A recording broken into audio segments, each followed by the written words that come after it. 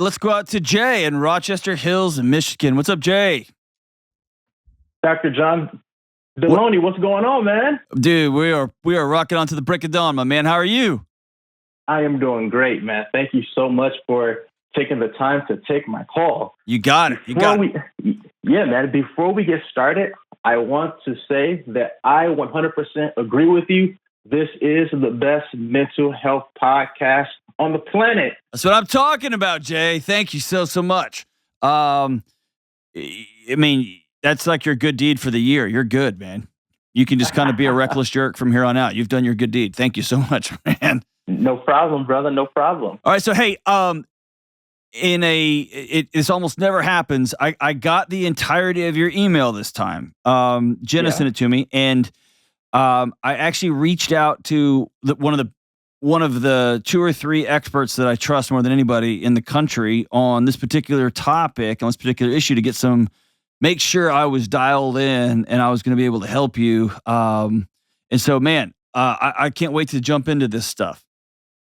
Yeah, I'm very excited. It's something I've been struggling with for a while, so I feel like you are the best to give me some insight on this topic. Well, I don't know if I'm the best, but I will. I'll do my absolute best to tell you what I do and don't know. And it's an honor to pull up a seat at the table and hear your story. So tell me what's going on. Yeah, man. So I feel like I am a very disciplined person, but I have a real bad struggle and addiction to sugar. And I feel like it is my coping mechanism after a bad day. I feel like I can go 2 to 3 weeks without having it. And all of a sudden, if I have a bad day at work or a few bad days at work, I end up having 3 large milkshakes that week. And it's like a never ending cycle. And I really just struggle with it. And I want to kick that habit. And I already work out, I work out 5 to 7 days a week. And I actually you're a big fan of this guy. I'm a huge fan of this guy, of Dr. Lane Norton. I use Carbon. I track everything, but it's like something comes over me where the sugar dopamine kicks in and I just have to have it, and I'll do whatever it takes to get sugar. So you are Lane is incredible, brilliant guy, and man, I kind of want to look around to make sure I'm not in a weird dream and I'm calling myself on my own show, right? Right. So, why do you work out? I work out. Well, I'm 29 now, so I'll be 30 next year. So lately I've been working out to keep myself healthy. But before then, I've always just loved working out. I love the stress reliever that it brings. When did you start working out? Oh, I would say I've been working out since I was a young teenager. So right when I play sports, You wrote something here on your email that I say raised a flag for me. Okay, I'll use that. Yeah. You wrote here, I'm afraid if I don't get my poor choices with food under control, I'm going to die early or end up on my 600-pound life. That show. Yeah. That's tell me I'm wrong. That sounds like somebody who is looking in the mirror and is not happy with who they see. I would say that's a fair statement. So let's move the food stuff down. I'm on a scale of 1 to 10, what is the shame intensity after that third milkshake? Oh man, I would say 10 for sure. Like go in a hole and don't come out. And words like, you are sick. You're disgusting. Yeah. That's ridiculous. Am I onto it? Yeah. you're onto it. Like, what's wrong with you, bro? Why would you do this? That's horrible. You know better than that. Whose voice is that, Jay? That's not yours. Whose voice is that?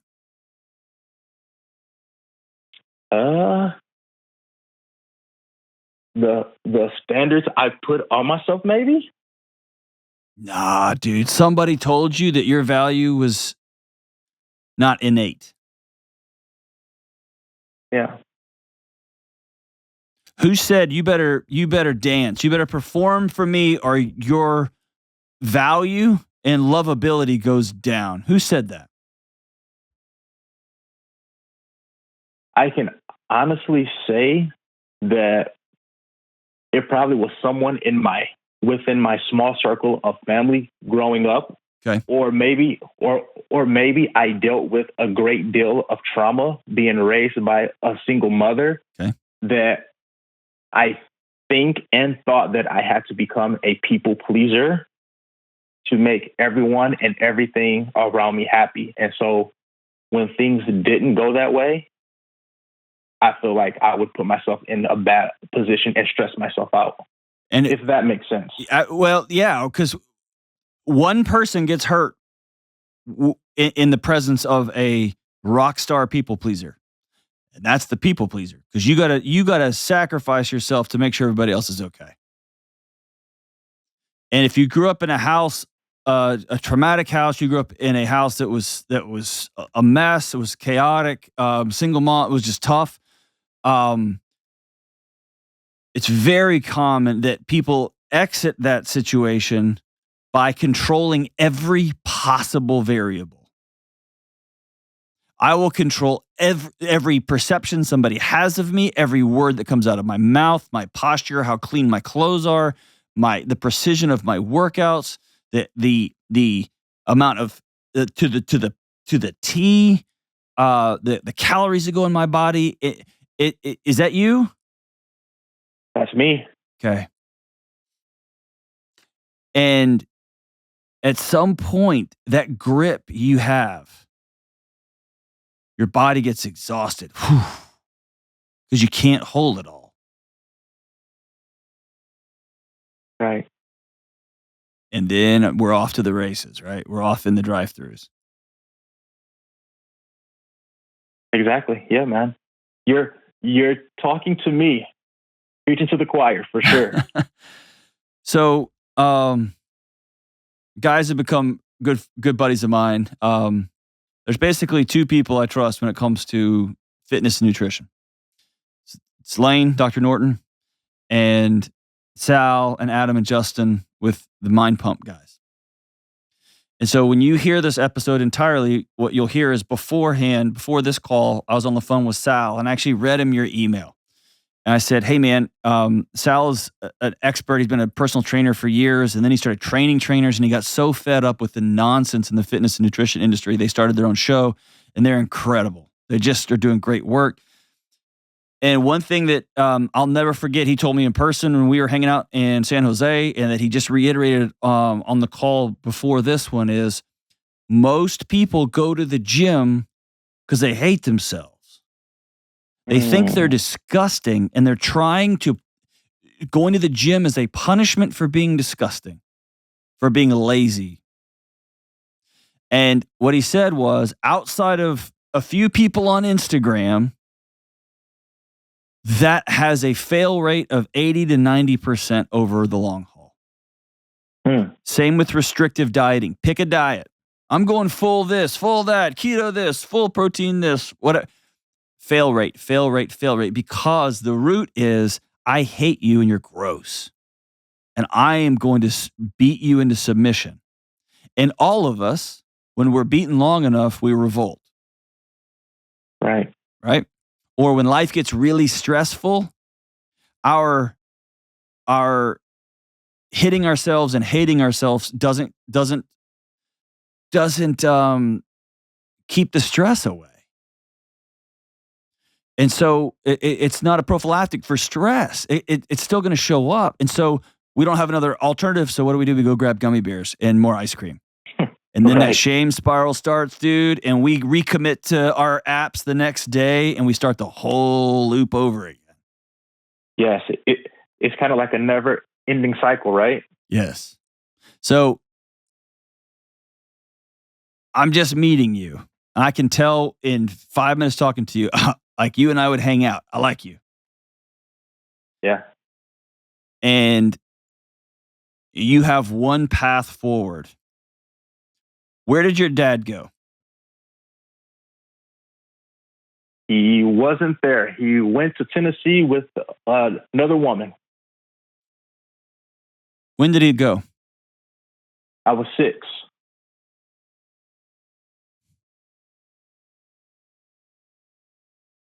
Years old.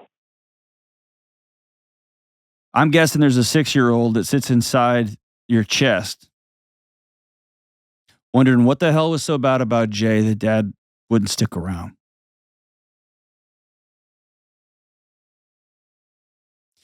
And I imagine there's a 14-year-old boy that sits inside of Jay's chest that says, I'll show him.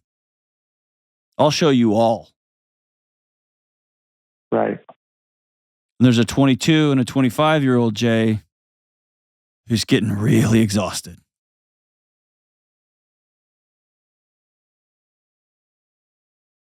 How old are you now? I am 29. Are you running out of gas? Running out of gas, man. That's why I'm on the phone with you. I got on the hotline and called Dr. John. Tank almost on E.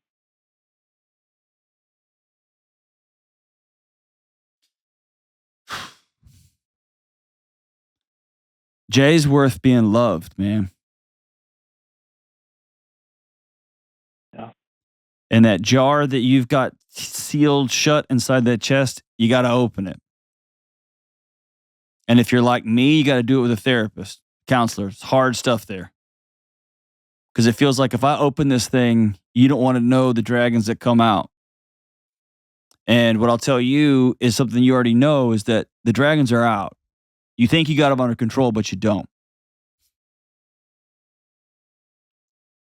The only path forward for any of us, man, including me, including you, is just what my friend Sal says.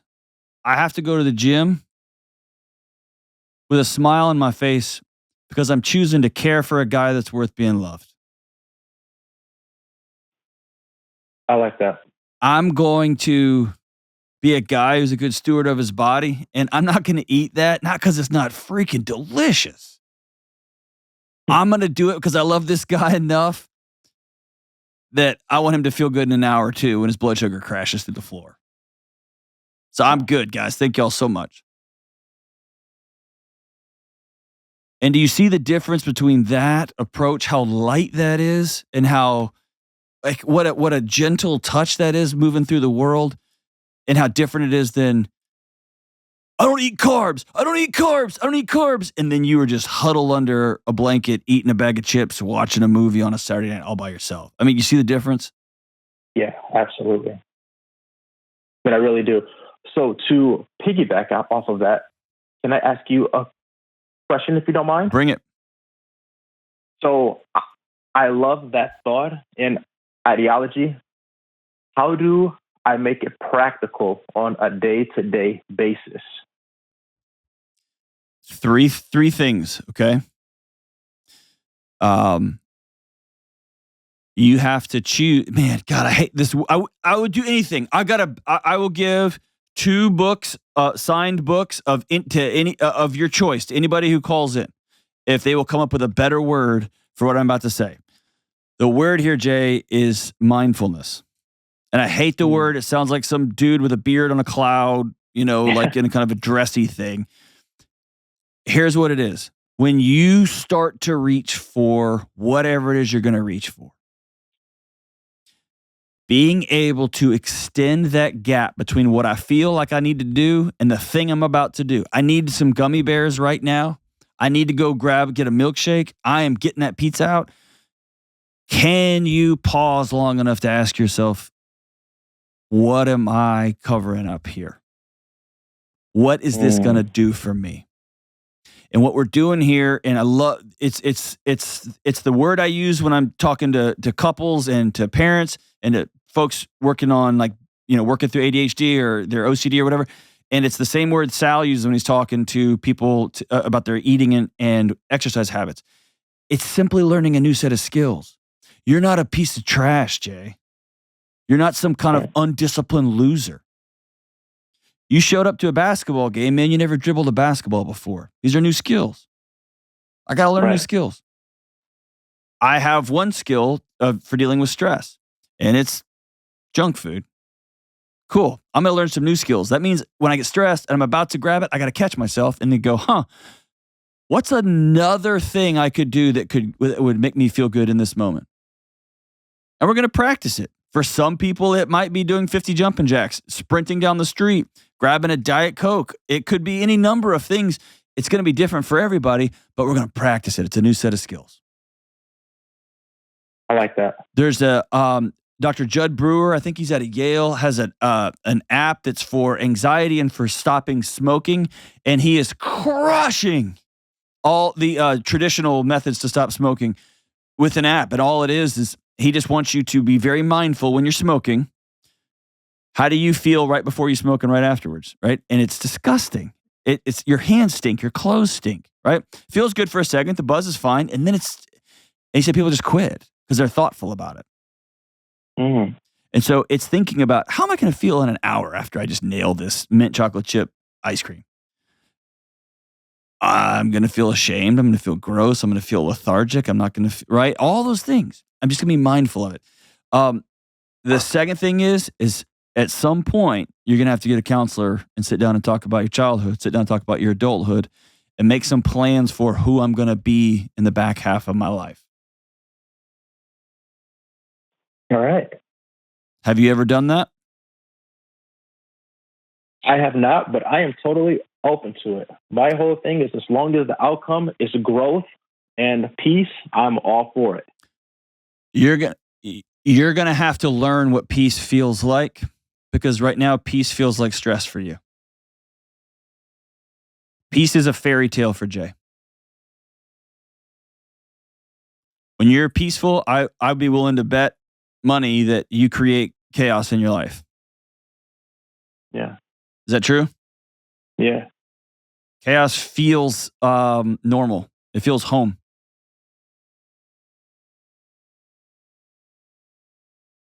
So for some people, the challenge is you've got to go move your body. You got to go exercise. You got to go walk. You got to go be with friends. For you, it's going to be the opposite. You're going to have to learn peace. You're going to have to learn Sabbath. You're going to have to learn rest. My friend Ian Simpkins says, if busyness is your drug, rest will feel like stress. That's you. That's you taking every variable, and just letting your hands off the wheel. And you're going to find out that the car doesn't crash. It's amazing. And here's the third thing you got to do. You got to find one or two other grown men in your area and tell them what you're going through. All of it. Okay. And that's probably the scariest thing of all. I can do it. Can you? Promise? Promise, man. All right. Here is my wager with you, okay? Yeah, let's do it. I want you to go to the Mind Pump website. All their workouts, their MAPS program, MAPS, they're the ones I work out with at my house, okay? Okay. I think they're some of the best in the country. You pick anyone you want, and you email Jenna back, and I'll give it to you for free. You like how I did that? They're actually giving it to me, and then I'll give it to you for free, but I like taking credit for it. Wow. If anyone that you want, so much, okay? Man. That's number one. Wow. Number two, I'm going to give you anything you want out of my store, okay? Questions for Humans, books, whatever that is. If you call me back in 3 months and let me know how your counseling session's going, how your new approach to my friend Jay is going, the mindfulness, and how your search for some grown men friends is going. All right. Is that fair? That's fair. Before you go to bed tonight, I want you to write 6-year-old Jay a letter. Okay. And I want you to let 6-year-old Jay know, hey, I see you, buddy. Come here. Dad left because something was wrong with him, not you.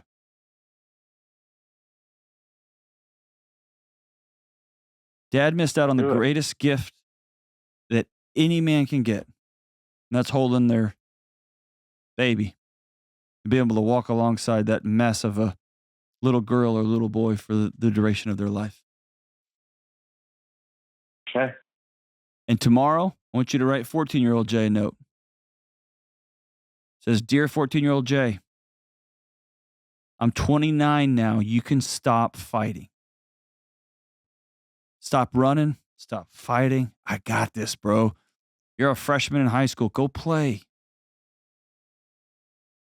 And I want you to physically feel inside your chest, 14-year-old Jay, leave your body. He's off to play. He's been fighting your fights for a long time.